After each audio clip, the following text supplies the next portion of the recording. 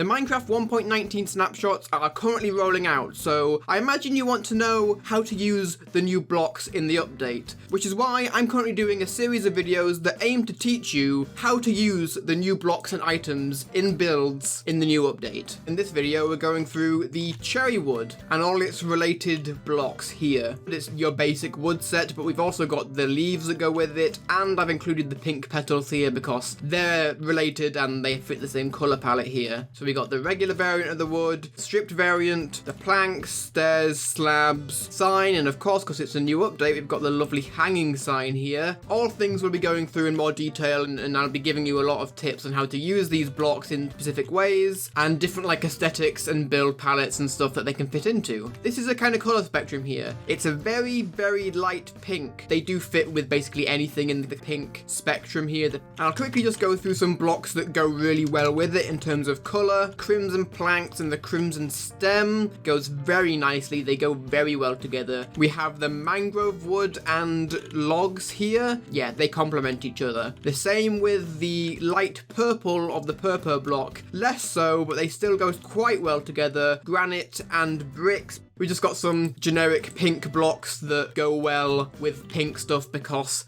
they're pink. Pink wool, pink concrete, pink terracotta, pink concrete powder. We've got the pearlescent frog light here. Then we have the pink glazed terracotta. In terms of different aesthetics that the cherry wood and its associated colours fit into, fairy core, cute core, cottage core. If you don't know what any of that means, type it in on Google. There's a whole wiki about different aesthetics. We can't forget about the dark version of the cherry log though, which I've got some other colour palettes for. The crimson here, it's a very similar colour. It just goes with it very well. Even the unstripped variant of the crimson stem block here goes well with this. We have the warped stem and the nether bricks. If you have some more blue blocks in your build, you might want to use this as a transition between the more blue to the more purple. I like all these blocks. I think they mash together very well, and I've written here that, yeah, if you're building in the nether, I think you can't go wrong with cherry logs. When I first start to build for these videos, I like to start off with a simple house, just to get used to using the colours with each other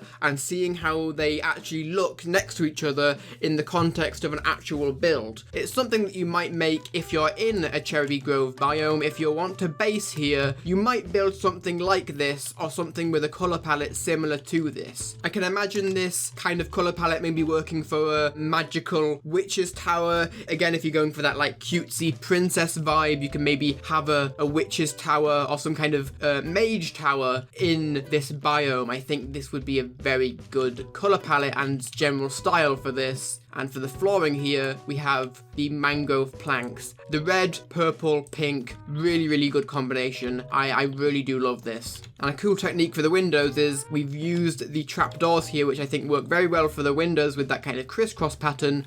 It looks like a window. On the inside, we have the fence gates, just to add a little bit of extra depth. On the outside, I've just placed this on the fence gate to add, again, a little bit of extra depth and extra pizzazz, I guess. For the interior of a build you might be doing, you'll probably need some walls, and I think the cherry log works very well as a wallpaper. Akin to the last video where I showed some bamboo wallpapers, and you should totally watch the last video if you haven't. A very simple texture, but I think it does look a lot like wallpaper. It has that kind of bumpy texture to it. It looks like a wall. If you wanted to give it a bit of variation, perhaps you could do something like that. You could stripe it. A very simple detail, but it's something that you might see in a real wall. Just a tip for people building walls, you don't have to make your walls one thick. You can make them two thick. So if you just want the wallpaper to be on the inside, you can have your exterior wall and have your walls be too thick. That is a very instrumental tip for doing interiors. Another thing I think really fits well in the cherry grove biome is a magical fountain, like this one. I think if you were to build your base in a cherry grove biome and you're building a little village or whatever, this would be a very good centerpiece, and we're using the tiled pattern of the purple slab and the kind of tiled pattern as well of the top of the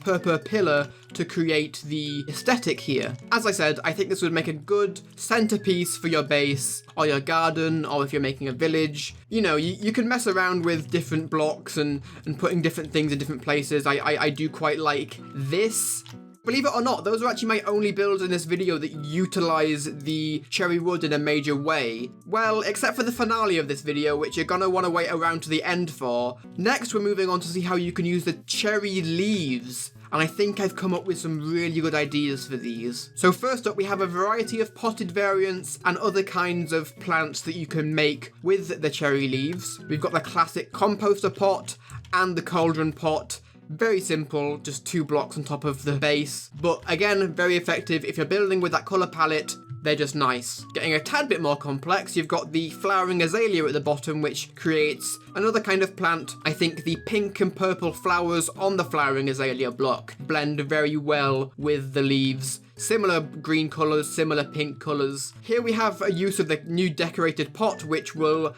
have its own video coming out soon. So we're using the technique here of putting a flower pot on top of the decorated pot, and then we have the sapling for the cherry tree, and then a leaf block on top, which I think creates a very effective little bonsai tree. And if you want, you can remove that and just have the bonsai tree there. That's the same thing, but just without the clay pot.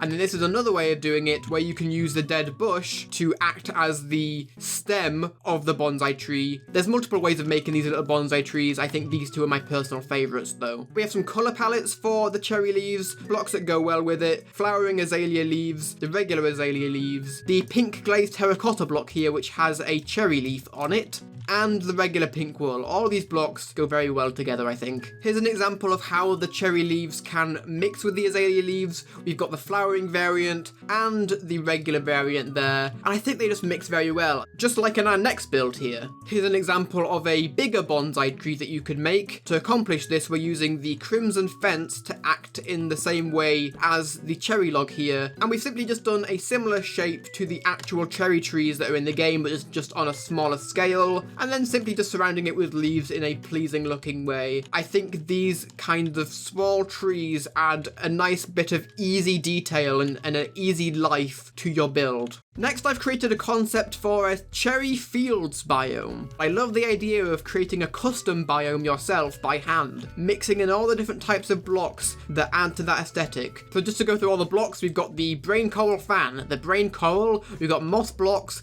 we've got pink petals, flowering azalea, we've got the regular azalea, we've got some allium, peonies, lilacs, and the flowering azalea leaves. And if you're wondering how I placed down the coral without it dying, I've just placed it on top of some waterlogged slabs. The reason I chose mossy cobblestone is because the green in it matches the best with the moss and the grass, and it's really not that noticeable when you're viewing it from the ground level like this. These blocks mesh very well together with the cherry stuff. I think it's got a nice vibe to it. And well, I didn't actually use the bubble coral in this. It's more of a purple colour, but I think having that occasionally in there, not all the time, not too much, but just occasionally, adds a little bit of extra contrast, and it's quite a nice colour. I just put this here to emulate the trees in the biome, giving off the petals, just so you can see those particle effects, which adds to the atmosphere so much. Same with these, I've added the spore blossoms here. Adding as much movement as you can to your builds is a really, really good thing. It adds the element of life and the element of things feeling real. Something that just adds that little bit of animation, that extra thing just moving around on your screen, whether that's some particles, a mob, a redstone contraption, a flashing light, that always improves your builds. The giant pink arrow of destiny is leading us here to a cottagecore-ish, lush interior. So this is my concept for a interior using the cherry blocks and the cherry leaves. Just a different type of interior than what we've seen already in this video. If you're a player who prefers building like underground bases rather than having any kind of outside, this is maybe something you'd build for like a hallway. This whole idea for this hallway here started with my concept for a ceiling using the cherry leaf block, and the reason I did that is because I wanted to use the particles, and that adds so much life having the leaves up here just slowly dripping down. Very quite nice. And again, we've got the pink petals on the ground here to emulate those falling down. This is how we've actually created this. We've got a moss upper roof, which just kind of shows that tiny bit of extra green colour through the transparent parts. Glowberries for lighting, which you can kind of see at some points in there. And to add even more particle effects, because I love myself some particle effects, we have the spore blossom to add the green spores to this room. I'm just going to show you all the different concepts I have for the wall. Plain pink using the stripped log, pink leaf one using the cherry leaves, the azalea leaves, again adding to that lush vibe with the same kind of pink background. We have the planks, and an interesting one if you want to add some extra lighting, the glowberries behind here. Moss blocks are an option too. I have no idea how I didn't mention that in the recording. Maybe you want to tell a little bit of a story with your base. Maybe there's a cherry tree growing above your base and these are the roots coming down. I love this style. I need to build some kind of base or some kind of build in this style. I'm just using this room to show what a carpet might look like with the cherry leaves. Of course, this is just a solid carpet, but I imagine you might mix it in with some pink wool maybe, and maybe even some moss carpets, even though it doesn't make the most sense for there to be moss on top of leaves. Concrete powder works quite well too. That looks nice, but I also do enjoy the solid floor as well. Through the next door, I'm demonstrating yet another flooring here. We've got these strips of trapdoors here with the cherry log in between, which just creates a nice striped pattern with some extra depth, because you've got the whole block beneath the trapdoor here to add some extra detail to. Similarly to what we did here, you can put a multitude of different blocks behind the trapdoors, but for this room in particular, I've just gone for the cherry leaves. And then around the edges here, we have some different options for using the trapdoor with different lighting blocks, which is the exact same thing that I did with the bamboo trapdoors in the previous video, which again, you should go watch if you haven't. It's a great video, watch it. The link's in the description and also probably in the little eye thing up there if I remember to put it. Here we have glowstone behind the trapdoor, a shroom light, which I think is a nice natural block to add in there. We then have the redstone lamp, which of course you'll have to power, so I've just got a redstone block behind there. We have the pearlescent frog light in here. Purple colour of that matches so well with the pink wood. We have the sea lantern, and when you flip the trapdoor up, I don't think it looks as good because that blue really clashes. The trapdoor actually hides most of the blue, and you just get that white in the middle, and that white is very nice. It's a very nice colour. Here we have the campfire, more kind of like rural feeling block there. Personally, I don't think the colours mesh too well, but it's still an interesting thing to use. It does add that nice element of depth because the block is not full. The lantern here hanging off the top, very simple. We have quite an expensive option here for a wall light. We have the beacon, which I chose because I think it looks nice, but maybe not something that you want to use in your actual survival world because wow, that's expensive. And it works well in the floor too. I'm not sure in what context you'd use a floor light like this, but I thought I'd include it because the top texture does work quite well. Last but not least, we have pink candles. They speak for themselves. They're pink and they're candles. Maybe something that's a bit more like low tech, not as futuristic. This might be something you use in a more like modern build. Same with this and maybe even the frog light, especially the redstone lamp you probably would use in a more modern build. Different angles. Look at the different angles. Oh, it looks so nice. The little hole in the wall. It's not just a flat wall anymore. You've got that hole there that breaks up the monotony of the flat wall and also is useful because it adds a light source to your builds. Quite a lot of builds struggle with ways to light their builds while still making it look good. Okay, we're going on to the grand finale now. You may have seen this in the background of the video already, or even the thumbnail, because it's probably going to be in the thumbnail if I'm honest. I am very, very proud of this build. It's the first time I've kind of tried to really build something in this style, and I think I pulled it off very, very well. This is a gigantic cherry tree.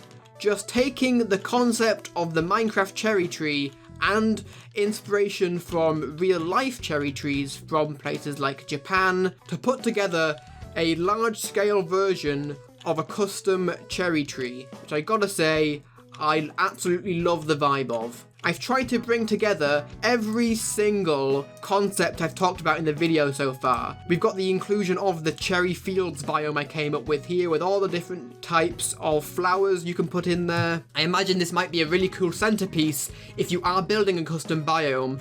Putting something like this in the middle turns that from just a regular flat custom biome into something that has a really compelling centerpiece to it. So I'll just go through how I made this. I'm not sure how other people make custom trees, but I made this by first using World Edit. There's a lot of tutorials on how to use World Edit already on YouTube, and I don't think I am enough of an expert at World Edit yet to really contribute to that, but I do have some knowledge of it, and I think World Edit is a really good and easy way to get some very natural shapes. I used the curve command to make this by connecting different dots together, but again, go search up some proper tutorials if you want a full explanation on how to do things like this. Again, I'm using the spore blossoms here in the tree, which look like little cherry flowers, but we've also got the particles here alongside the particles from the cherry leaves. I'll give you a good look at the top here. We've got a super bushy tree. And as I said, this is my first proper time doing big custom trees like this, so I know it's not perfect, but you can kind of tell the vibe I'm going for, and I'm sure this kind of thing will inspire something in you. We're using the banners here to add a little bit of extra detail, like as if they're large leaves coming down. We've got more banners creating these little lanterns on here, which I quite like. That was inspired by Japanese type of architecture, and actually this is built wrong. This is meant to have a fence there to add to the shape. The block in the middle here is the pink glazed terracotta, which has a similar pattern to what you might see on some of the lanterns like this in places like Japan. The banner I'm using for this is this banner, which is has a gradient to it. To make this, you just want to get a pink banner, dye it with magenta dye, and then use the gradient pattern in the loom. It's that simple, and I think it's just slightly better than using a plain pink banner. I found that nether bricks are the best colour match for stairs and slabs for the cherry wood, and I originally started building this by using crimson, but then I thought that the colour of this matches better.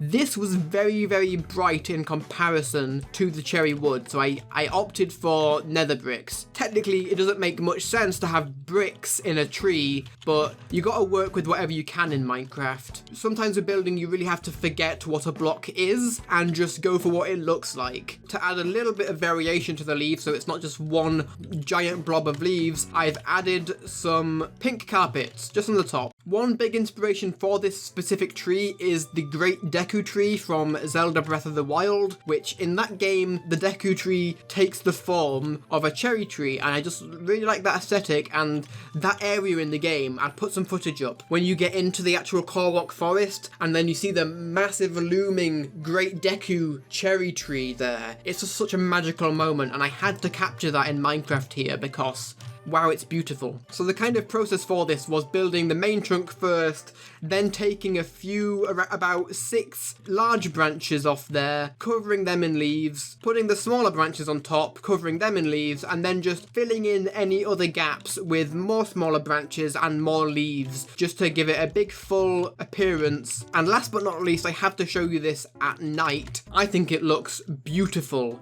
in the night. I've added some pearlescent frog lights in there that you can't see very much in the day, but the light just spills out and illuminates it quite well, the sunset behind it. Now that, I gotta say, is probably one of the most beautiful things I've built in Minecraft. I love this, and I really hope it has inspired you in some way. I would really appreciate it if you subscribed and also liked the video, and maybe even shared it with a friend if you think they would enjoy this or find this video in any way useful. I really want to grow this channel and have this be some sort of success. I do have a Patreon. If you'd like to support me and help me produce these videos more sustainably, that is an option. Anyway, thank you so much for watching. I will see you in the next video, which will be over here in this area of the world, and we'll be talking about the clay pots.